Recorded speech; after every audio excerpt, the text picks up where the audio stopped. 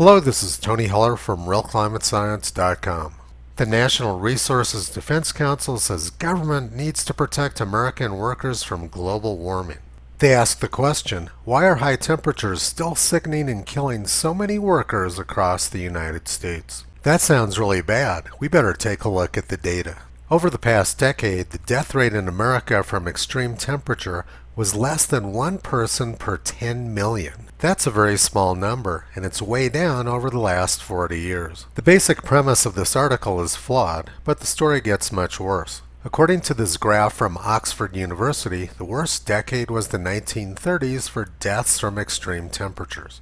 These graphs from the National Climate Assessment show what was going on during the 1930s that was killing so many people. The United States was having terrible heat waves during the 1930s, much worse than anything we've had recently. And another problem during the 1930s is that not very many people had air conditioning. Death rates are much lower now because most people have access to air conditioning. Huge numbers of people died in 1921's record heat wave. And in 1896, nearly 1,500 people died from the heat in New York City in just 10 days. Air conditioning is keeping people from dying in the heat, but climate alarmists want air conditioning banned because they say it causes global warming.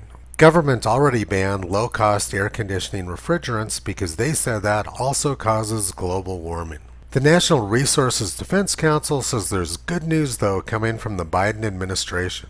They say Biden's going to protect American workers from extreme heat. But what Biden's actually doing is making energy less available and causing the prices to skyrocket. This makes it more difficult to operate air conditioners in the summer and heaters during the winter. Biden says he's protecting Americans from extreme temperatures when his actual policies do the exact opposite. Now let's look at another example from The Guardian.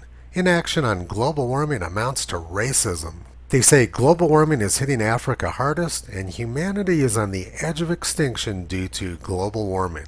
But the actual data shows that death rates from natural disasters, including extreme weather, have plummeted more than 95% over the last century.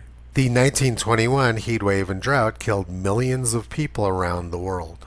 The world population is growing very quickly, with Africa's population expanding the fastest. Nothing on this graph makes it look like Africa is on the edge of extinction.